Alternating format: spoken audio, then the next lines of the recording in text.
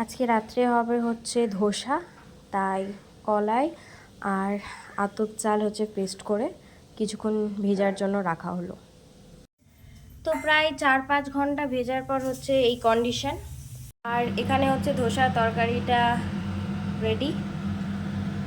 আর হচ্ছে প্রেসার কুকারে সাম্বারের সবজিগুলো সিদ্ধ হচ্ছে। বাবা, প্রেসার কুকারে কি আওয়াজ! যাই হোক, আর ওইদিকে হচ্ছে কি বলে চাটনি, সেটাতে হচ্ছে নারকেল পোস্ত দেয়। এবার রাত্রি হয়েছে, নারকেল খেলে সবারই অ্যাসিডিটি হবে, ওই জন্য বাদাম আর পোস্ত।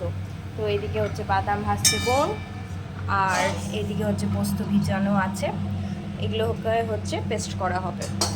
আমার বাদাম ভেজে বাদামের হচ্ছে চোখা ছুটাচ্ছে, দেন হচ্ছে মিক্সার গ্রাইন্ডারে চলে যাবে এগুলো পেস্ট হতে। বোন দুটো টিউশন পড়ে আস্তে আস্তে মানে জাস্ট ড্রেসটা চেঞ্জ করেছে, ওকে রান্নার কাজে লাগিয়ে দিয়েছি। মা আজকে একটু ব্যস্ত আছে, তাই মা হচ্ছে রান্নাঘরে নেই।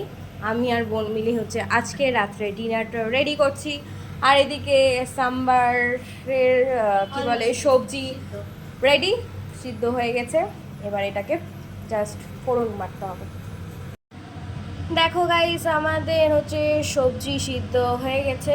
কি বলে আরও সবজি ছিল, যেমন হচ্ছে মিষ্টি কুমড়ো, তারপর গাজর, ওগুলো দিইনি, কারণ মিষ্টি কুমড়ো খেলে আমারই প্রবলেম হয়, আমার যেহেতু অ্যালার্জি আছে। তো চলো এটাকে এবার ফোড়ন করতে হবে। মাই সাম্বার ইজ রেডি। তো আমার সাম্বার হয়ে গেল করা, এবার যাব চাটনির দিকে। আমার বোন চাটনিটা কতটা করলো, আচ্ছা পেস্ট ঘুরিয়েছে, বাট চিনি লবণ কিছু ওকে দিতে বারণ করেছি, যেহেতু ও আইডিয়া ঠিকঠাক পাবে না। তো ওটা করতে হবে, দেন হচ্ছে ধোসাতে যাব। দেখো বাজে এখন 10টা 10। ফাইনালি হচ্ছে নারকেলের চাটনি রেডি। নারকেল অবশেষে দিতেই হলো টেস্ট আনার জন্য। তো রেডি, এবার যাব ধোসাতে, তাই তো তোয়া?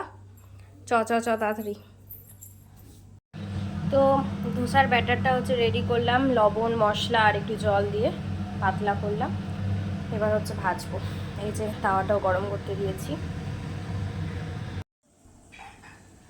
এই যে ধোসা, এক একটা ঠিকঠাক হচ্ছে, আবার এক একটা কেমন সেটে সেটে যাচ্ছে। এবার খেতে বসি।